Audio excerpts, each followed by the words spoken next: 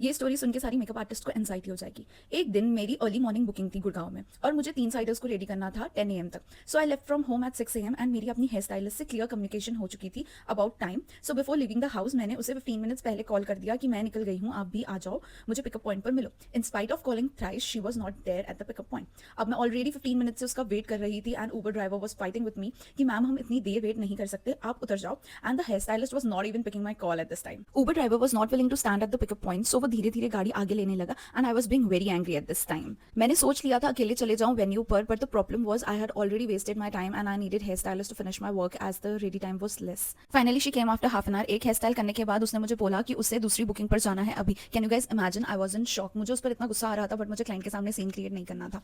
मुझे ये सोचकर बुरा लग रहा था कि मैंने उसका इतना वेट किया, उसकी वजह से मैं वेन्यू पर लेट पहुंची and still she wants to leave like that. Luckily I have bought all my tools and I know how to do hair style, so I finished all my work alone without panicking. So girls, this story tells you never depend on your hair stylist.